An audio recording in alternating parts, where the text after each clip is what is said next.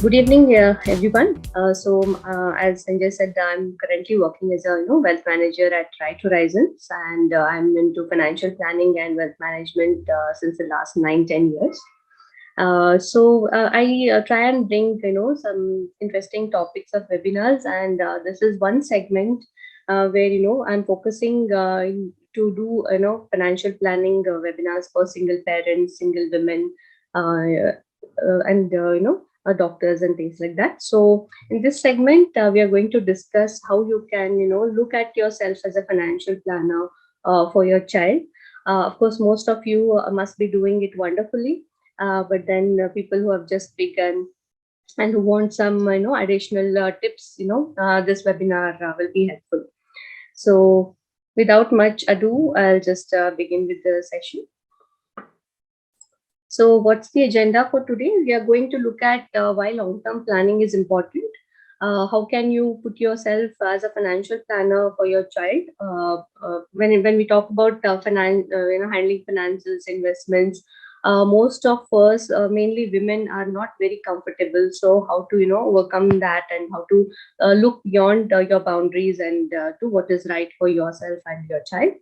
How much education costs in the future, how to save and invest, and where to invest. And if you're not a risk taker, what are your options, and how to make tax efficient investments, and how to ensure the returns are efficient in line with the inflation, right? So before we begin, as we all know, single parenting is very common these days. There could be single parenting arising out of different situations. It could be a single parent by choice, a single man or a woman. They don't want to get married, but they instead adopt a child as a social cause, and they find purpose in it. There could be a situation in loss of a partner. There could be a situation of separation. So anything it could be, but single parents need a special focus with respect to their finances, and that is when they set off on a journey of long-term financial planning. With whatever you're doing, you must be doing wonderfully great, but this will just help you to enhance it to the next level, right? So before we begin, I just want to talk a little on the mindset. When we talk about finances, long-term planning, and things like that, having being in the right frame of mind and working on your mindset is the base and foundation for it. Okay, so you have to ensure that so whatever I'm doing in my own big or small, whatever way, I'm doing my best, right? So improving and working on your mindset works the most. I was talking to one of my client, and what she said was, for me, Varsha, frankly speaking, initially when I started, as a single parent, my I was all over the place. So I just had, my priority was to first lift myself up and my child up, and improvise and stabilize on our mental and emotional condition, and ensure that even my child is there, right, in that space. So I took some time. Finance was my second, last option on my list. What I had to do was work on myself, work on my child's well-being, and bring ourselves to a stable condition where we could focus for our future, for our finances in a better and structured way. So that is where most of us have to work towards bringing our mindset to a level where the focus is better, the clarity is better, and then you can get started on different ways. So as a single parent, you should always remind yourself that you are doing best, you are doing a great job, and you are happy in what you're doing. Okay, no matter what, you should, if you are happy, you can ensure happiness around you. You have to change your environment around you, and it's only you who can do it, right? So you must be wondering why the glass of water is there on the screen. You all must have heard the story of the glass half filled and half empty. Well, there's a little enhancement to that story, right? So there was once a professor who held this half glass in front of his students, and everybody was wondering, he'll take us through the same story. But then he said, what is the weight of this glass in my hand today? So he started getting different answers. Some said 250 grams, 500 grams, and things like that. Then he said, no, it depends on how long I hold the glass in my hand. If I'm holding it for 15 minutes, it might still appear, lighter. If I hold it for 30 minutes, it might slightly increase. If I hold it for an hour, it will increase. It will go on increasing with the timing that I'm holding the glass in my hand.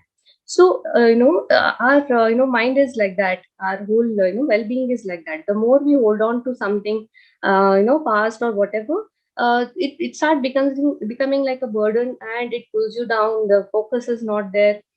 You cannot ensure happiness for yourself and the people around you, right? This might not hold uh, uh, proper for everybody, but most of them who are in a situation like that, working on the mindset is important before anything, before getting into finances for that matter.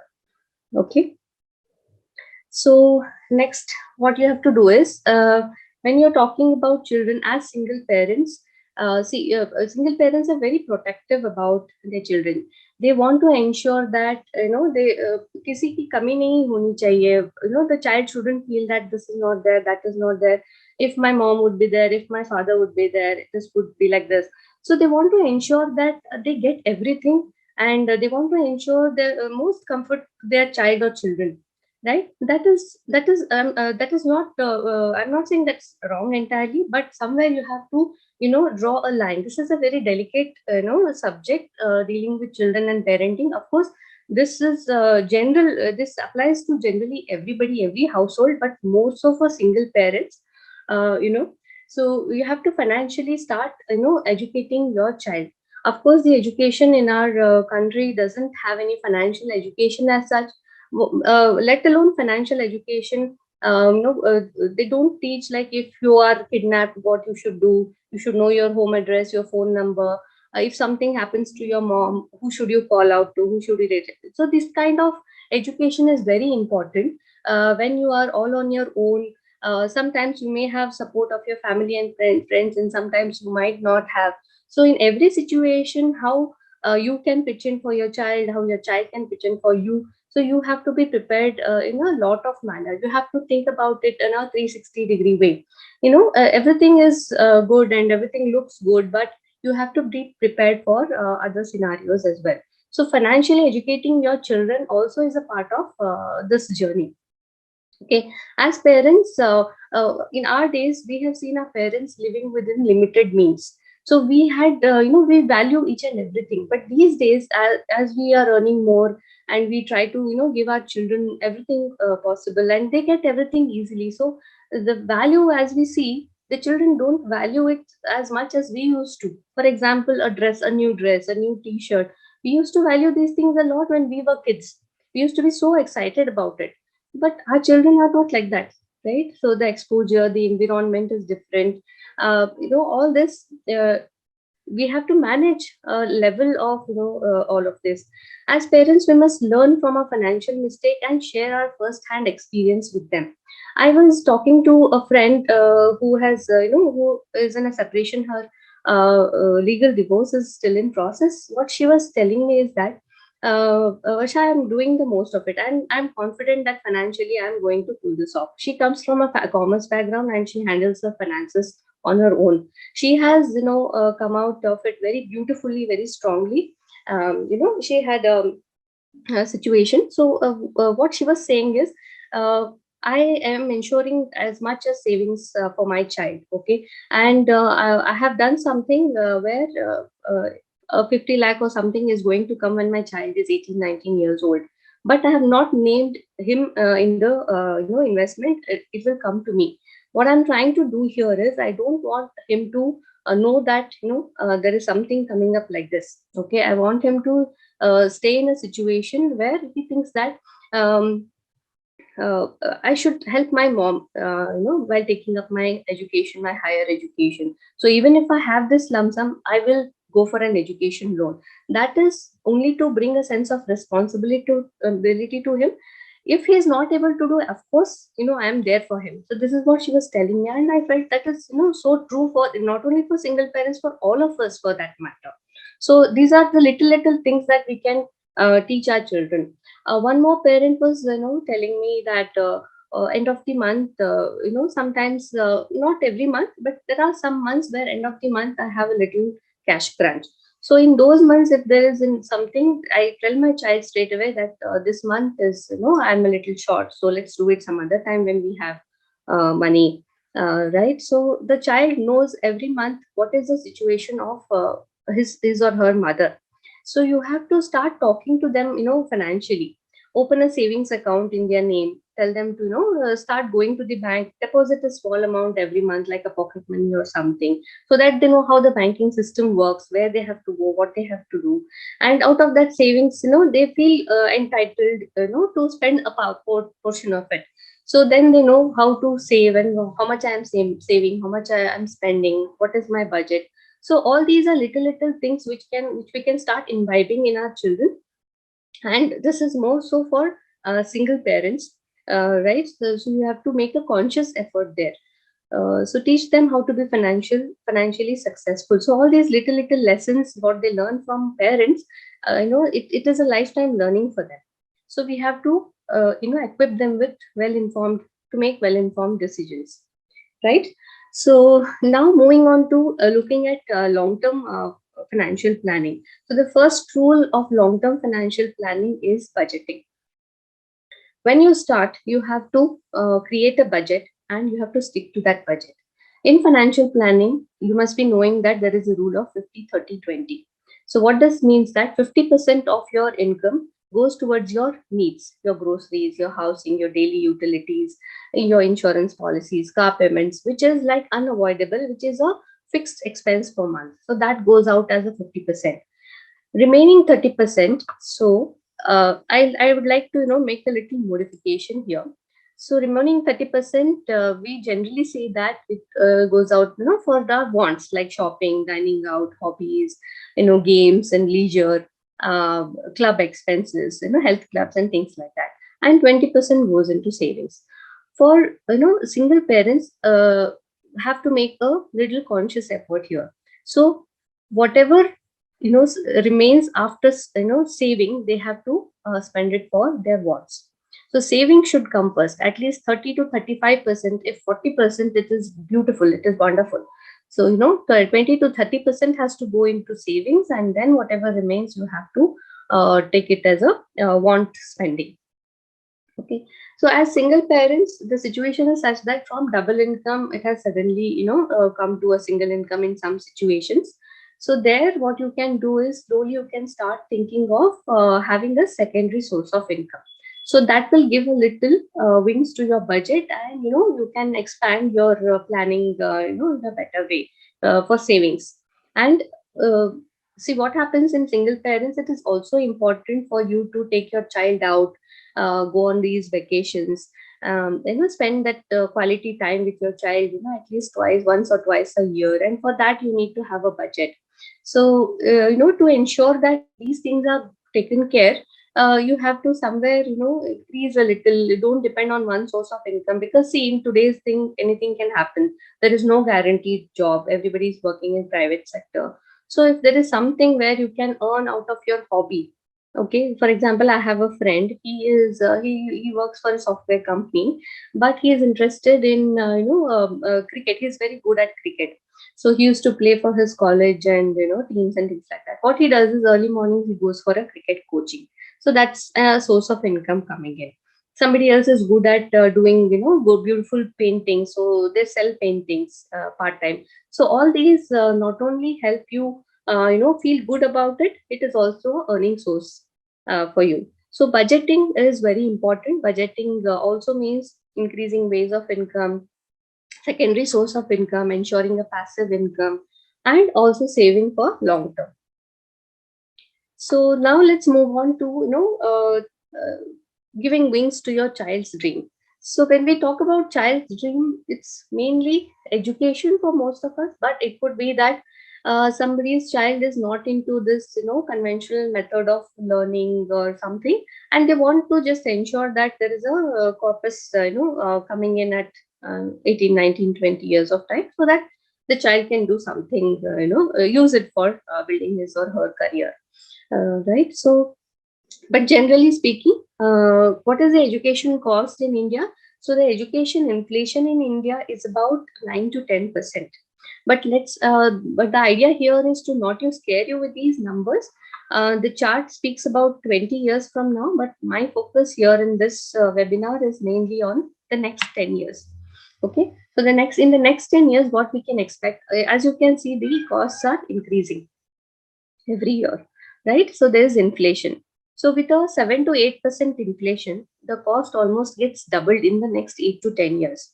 Okay, so I'll just take you to the next slide where I've just shown what is the corpus. Let's say you want to have a corpus of 50 lakhs at different time periods. Let's say you have 5 years in hand, 8 years, 10 years, and 15 years. And what you need is a 50 lakhs future value. So savings required at 7%.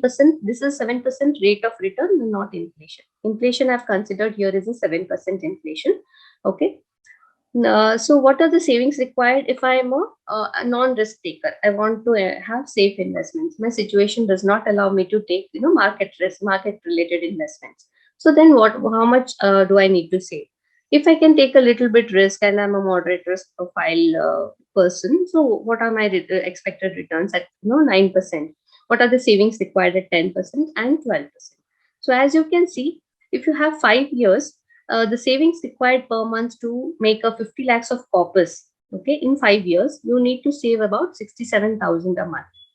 At 9%, if you're a 9% rate of return you're getting, it is about 63,000 a month, 62. These are like some ballpark numbers.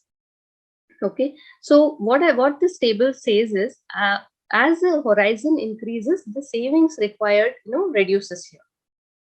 Okay, so the savings required comes down. So this also tells us that you have to start planning early. You have to start saving early. The earlier you start saving, it is not a stressful situation. You can start with as much as little 10,000 per month, 15,000 per month. So that will take care of at least 75% of what is required in a future time period. Now, how to invest and where to invest? So it basically depends on your risk and return parameters and your time horizon. So this is the risk axis, low to high risk, and this is the return axis, low to high returns. So if you are in a risk profile of very low risk and you are okay to have a moderate low returns, then your options are PPF, FD, NPS. There are some insurance policies which offer a guaranteed income plan. You can plan a passive income out of this. Then national savings certificate, post office savings, traditional insurance policies, you can go for these ones. If you want to take a little bit higher risk and want a return about 7 to 8%, you can go with debt mutual funds. In debt mutual funds also, there are different categories. We will cover them in the next segment of our webinar in more detail. Then we have tax-free bonds. As you go higher on the risk parameter, you have equity mutual funds, direct shares, and there is PMS option also. If PMS is nothing but portfolio management service, where a fund manager is managing the stock investments on your behalf. If you have some lump sum and if you have a 10 to 15 years horizon where you can look for some high risk investment, so that is your option. So it depends on these parameters. So now most of my clients ask, can I put my money in FD? Can I put my money in PPF? Okay, so it all depends on when you need the money. You have to think of it in terms of liquidity. Okay, there are options. There are n number of options, and all are good. All are good. So it depends on your need and your risk and your liquidity requirements and how much time you can be invested in it, and also the tax bracket you are in. So it all depends on that.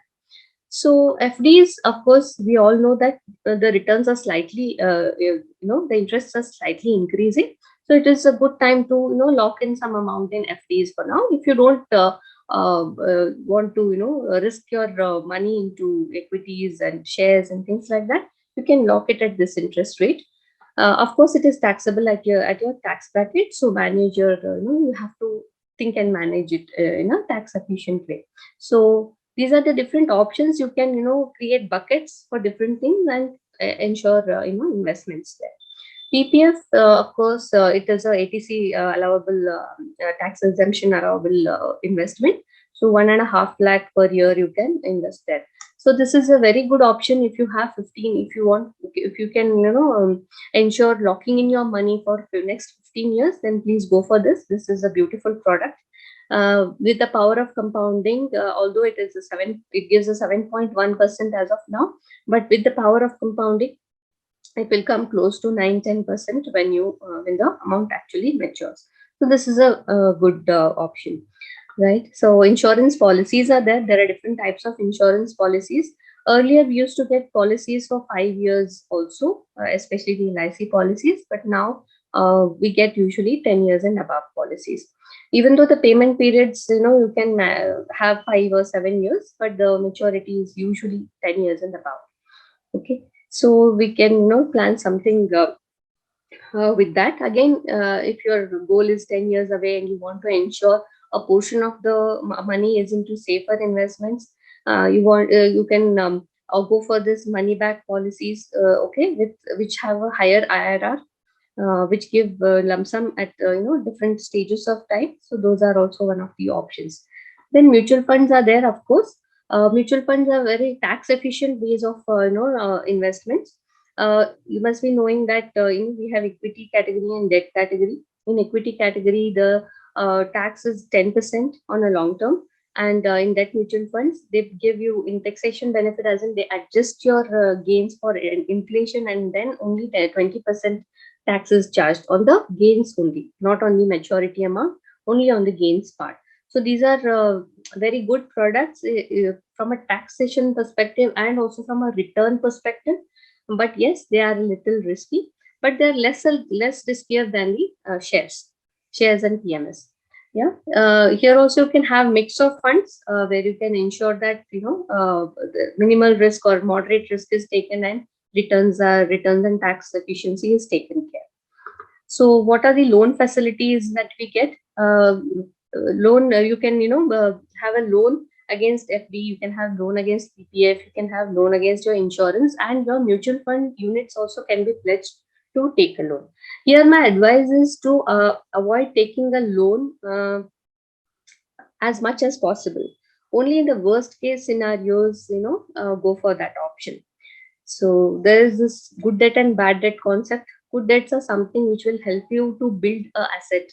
For example, education loan, a housing loan, right? So these are some good debts. What are your bad debts? Is your credit card payments, overburdening yourself with a personal loan. So every now and then, don't burden yourself with a personal loan. So more so for single parents, because they ensure that what after me, what happens, something, you're overburdening your child or children also along with you. So you have to be double careful here, when you're taking loans.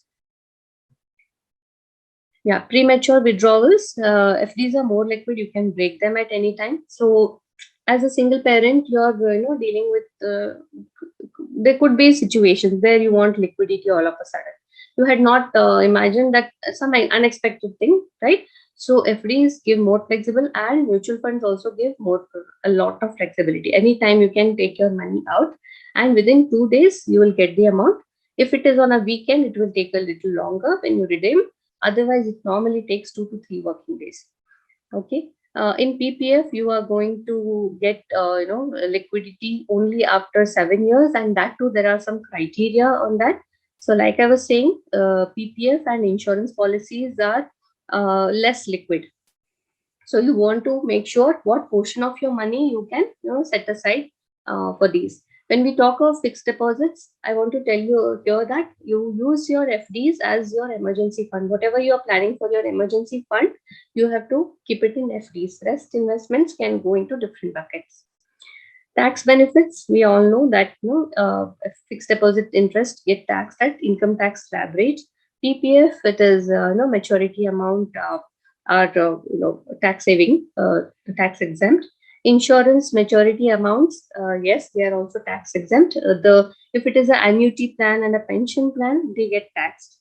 Okay. In mutual funds, only ELSs provide the ATC benefits, as in the contributions. But like I said, the gains or the returns are taxable at 10% on equity and 15%, 20% on debt.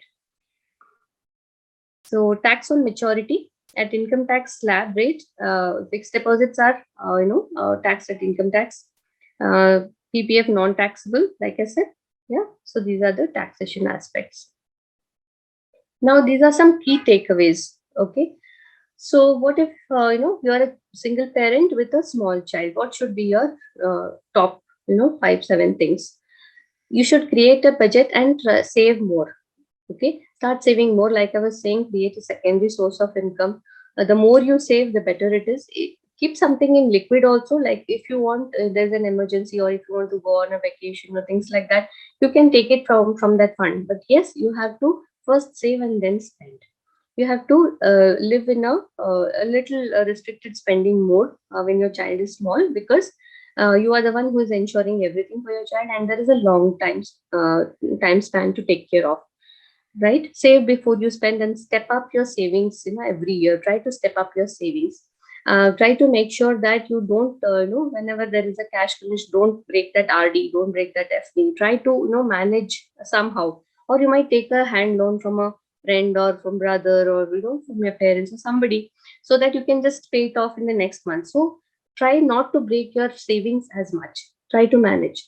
Emergency fund, this is very very important. Okay, it is important. All these points are very important for everybody, but more so for single parents. Okay, so emergency fund can be 6 to 8 months of your expenses should be set aside as an emergency fund. In these expenses, you have to include your insurance premiums and your EMIs, if any. So all that should be kept as an emergency fund. So this will take care of situations where there is a sudden job loss, where there is there's an accident and you're not able to go to work. So there's a disability for a few months. Of course, in a job loss, you will find another job, and you're sure that in a couple of months you should be able to get it and all that. But still, for those 2-3 months, you should have a backup plan, right? So life insurance, accidental, property, and health insurance are very important for single parents. So what after me? So there's this dilemma. So if something happens to me, my child should have enough, to at least take up that education and make himself capable of, living his or her life, right? So life insurance is very important. Accidental insurance, nowadays we all move around in cars, in scooters. We are very independent, and accidents are quite common. It could happen, so it is always good to have an accidental insurance. So if you have an existing life insurance, you can just pay a small rider and attach a accidental insurance to the existing life insurance. Or else also a standalone accidental insurance comes at a very minimal premium amount, so you can take that. Property insurance, to ensure that your property next goes to your child or children, right? So theft insurance, property fire insurance, these will ensure that if there's a mishap, then things are taken care, and you don't suffer consequences to that extent.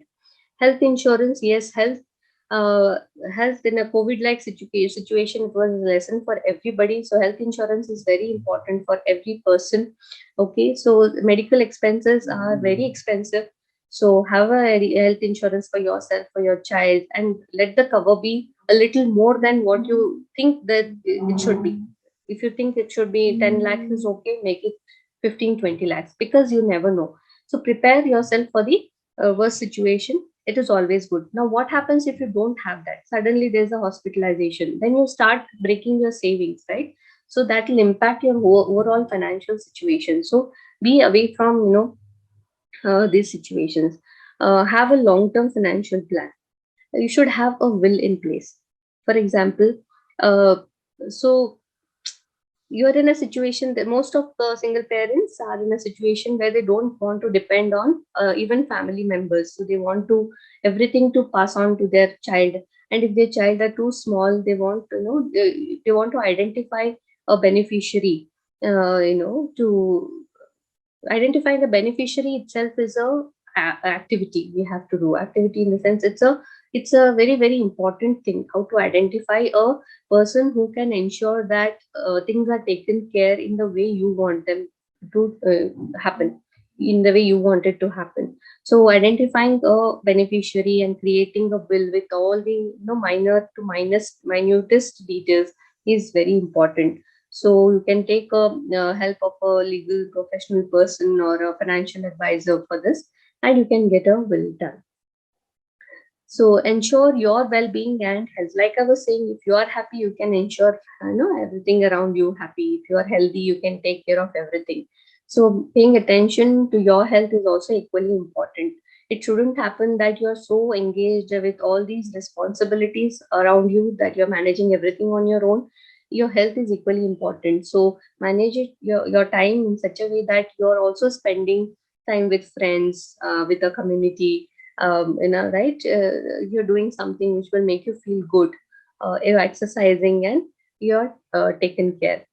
Community and network, this is very important. So there's a lot of online communities also, and there are physical communities also. So it is very important to engage in communities of like-minded people who have lived through a situation, who through the similar or same situation, and who can understand better. So they might be having some tips and extra knowledge to share which you are not aware. So if you are in a situation to share that knowledge with them, you can share it with them. So having a community and network helps a lot.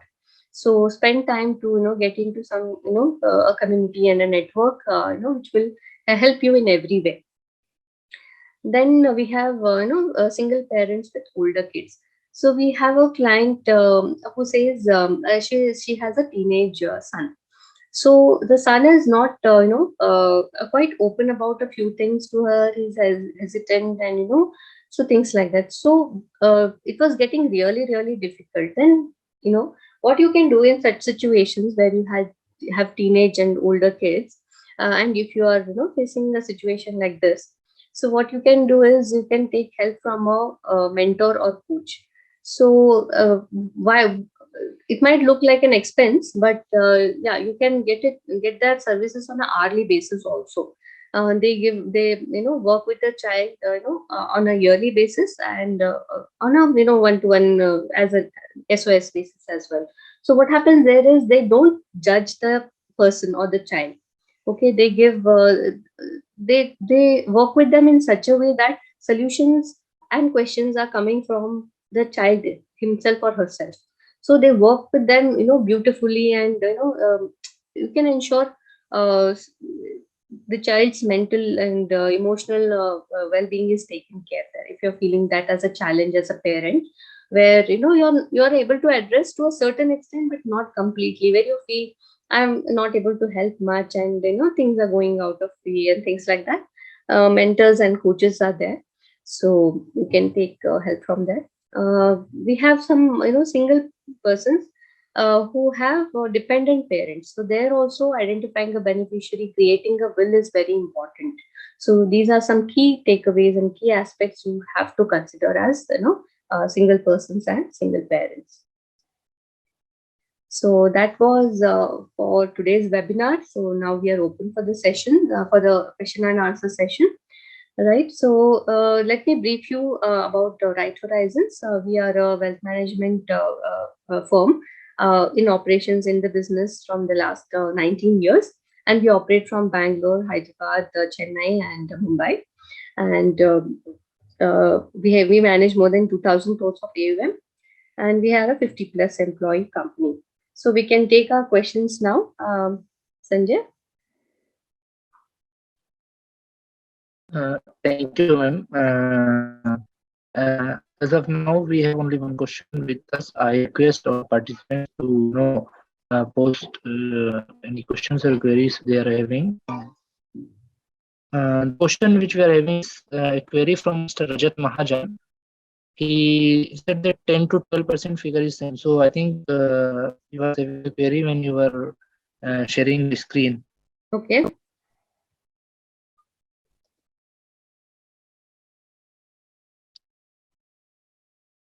So Oh, okay. The numbers are yeah.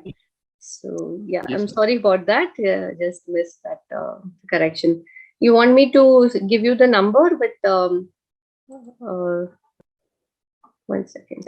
So you want me to give the number with the 12% rate of return? Is it Mr. Majan? Yeah. So let me take. Yeah, I'll just give me a moment. I'll just share that screen with the 12% return. Yeah. Yeah.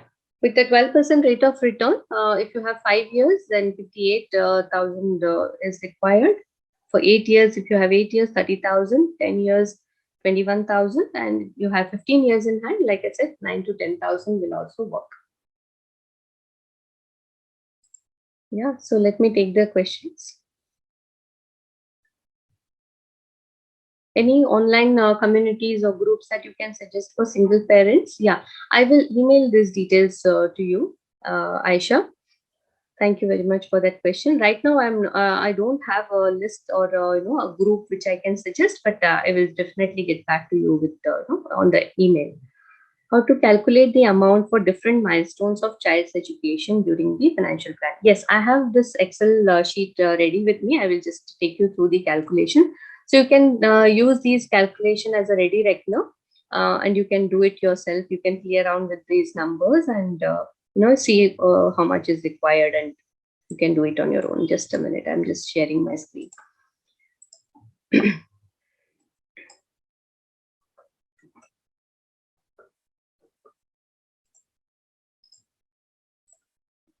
Yeah. So here is the calculation. So this is on an assumption. I'm assuming that the goal year starts at 2027, that is 5 years from now. And cost per year is 10,000 per year is required at every year. Let's say this is today's cost. Okay, inflation rate I'm taking at 7%. Number of years to goal for the first year, 5 years are there, 6, 7, and 8, like that. So if the course is a 4-year course, so this is what our time horizon is for these different slabs. In education goal, what happens? We don't need everything and at once. So we have to do the calculation in this split manner. So now, what is the formula that you have to use to calculate the future value is FP formula. And it goes like this. It asks you for the rate, that is your inflation rate here. When you're calculating the future value, always remember that when you're calculating the expense, you have to consider the inflation rate. When you're calculating the savings required, you have to calculate with the rate of investment, return of investment rate. Okay. First, it will ask you for the rate, then N per is period, number of period. So what is the time horizon you have? PMT, you can ignore in the FV formula. PV is the present value of the cost, and type also you can ignore, or you can add 0 for FV. So like that, using this formula, if I calculate, so for 5 years with 7% rate of return, the 10 lakhs in 2027 will be around 14 lakhs. So similarly, in 2028, today's 10 lakhs is going to be 15 lakhs. In 29, it is going to be 16 and 17. So total future value comes to, all of this comes to around 62 lakhs. So today, if you are spending, it's 40 lakhs. Okay. After 5 years, it will amount to 62 lakhs roughly. Now this 62 lakhs is over different periods. So what are these amounts all put together in the beginning of the 2027? How much you should have as a corpus? Okay, for this for funding this education. So we work with the NPV formula. So net present value it is called. Okay. So how does this formula work? Is only two elements you have to input. What is the It is the investment rate of return and the values of the future values. So here, if you see, I have taken the investment rate of return at, let's say, 7%, because it's only 5 years away. We cannot put it in a lot of riskier assets, because after 3 years we have to start ensuring that we divert it into safer asset classes. So somewhere, or on an average, to be on a conservative mode, we can say that 7 to 8% is what we can ensure. So use 7% or 8% here, and put these numbers, these 4 years future values there, and when you enter, you get the net present value. So this is the amount, 52 lakhs is what you should have at the beginning of this year as a lump sum, so that every year you can spend from that. To reach this 52 lakhs, how much savings should I do per year and per month? So for that, we use the PMT formula. PMT is nothing but payment. Okay. So here it will ask you for a rate, your investment rate, again the time period that you have in hand. The present value in this case becomes zero. This is the future value that you need at the beginning of 2027. You need this amount. So that is your future value. And type in PMT, we usually take one. Even if you ignore and leave it blank and enter the formula, it will give you an amount more or less similar to this. But like I said, these are ballpark numbers for you to judge and understand how much is needed. So based on that, you can take help of this calculator. If you want, you can ping us, and I can share this calculator with you guys. So you can work it out and try it for yourself, because every need is different. So it depends. Yeah. Thank you, ma'am. Sorry for having connectivity issue. Okay, no issues. So we have one question in chat box. Can single parents invest in stocks or do bank nifty options?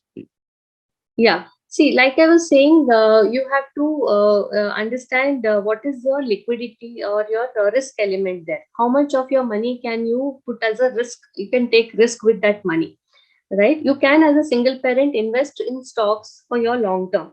Okay. If it is for your retirement, you can buy some good quality stocks and keep it aside for yourself for your retirement. At the time of retirement, it will grow up to 10, 12, 15%, and you can take that for your lifestyle spending at retirement. When you're planning for child education, like I was saying, if you have 10 years time horizon, yes, definitely around at least 50% you can use stocks and equity related investments.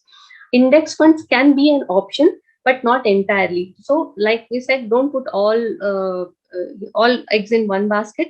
So you can make use of small portions where you're diversifying across, some portion in stocks, some portion in equity mutual funds and things like that. Yeah. So suggestions for secondary income, like one or two I mentioned, like if you're good at something like some hobby, you can take classes there. So one of my friend said, she's good at crochet making, she's good at painting and things like that. So she does, makes them and sells them. She does that as a secondary income. Although that's not a very significant amount, but somewhere she sees that every month this and that, at least the recreational expenses or some dining out expenses are taken care. So secondary source of income could be your related to your profession. Nowadays there are a lot of online Udemy, for example. There are platforms which ask for tutors, online tutors. So let's say 2 or 4 hours of tutoring you're doing, just 1 or 2 hours or 4 hours of tutoring online. It shouldn't take much of your time. When your child is away at school, or when your presence is not required, you can get into something like that, which is a secondary source of income. How to collect gold in parts as an investment for long run needs. See, you have to understand that gold is an investment option, but not the only investment option. As a financial planning thing, we suggest not more than 5% should be invested in gold when you talk about it as an investment. Okay. So why we suggest in gold is when the equity markets are doing bad.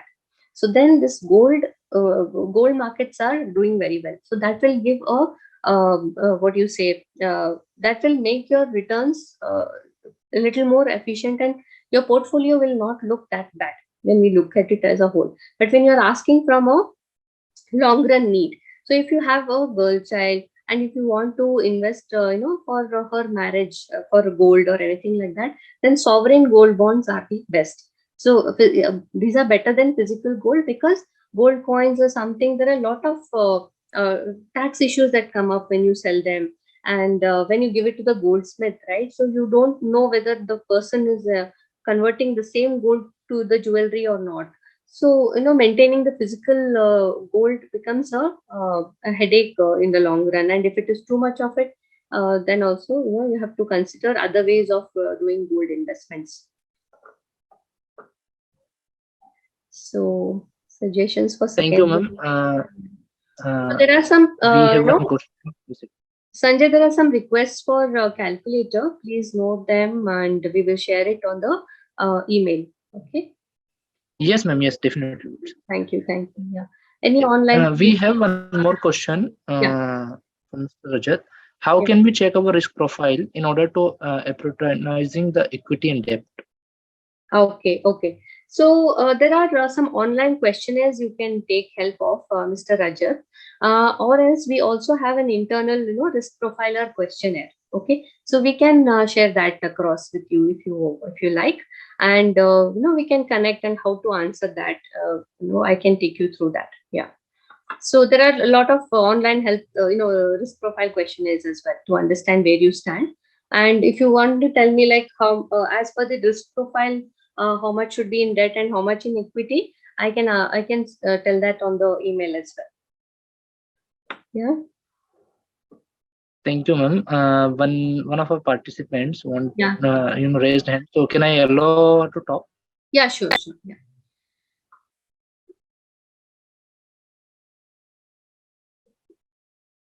Yeah. So she's there. I think. Asta, hi Asta, you're on mute.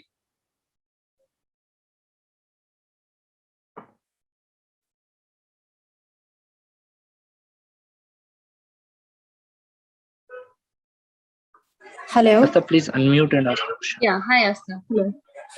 Ma'am, actually, I just wanted to know that how can I do my planning for this, like financial planning part, regarding my, I mean, the child need and regarding house also. Like, Okay. there's a bit confusion in, I mean, the planning part, like how much to, I mean, whether I need to buy the house or Hmm.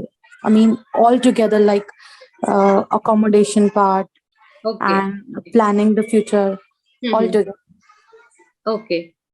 So, Asta, currently you're managing investments and looking at that on your own, or you're taking help from an advisor. No, on my own, on my Okay. own.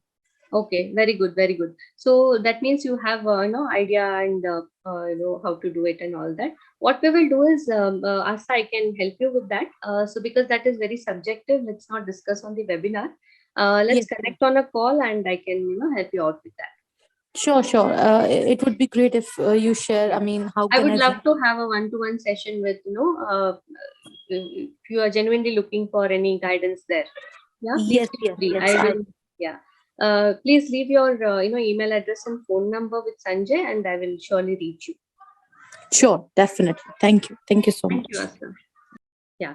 Thank you very much, everybody, for joining in and hope this session was, helped you. If you want us to cover any specific topics like Sanjay was saying, please give us an honest feedback and honest suggestion. We will definitely improvise and bring, more focused topics in the future.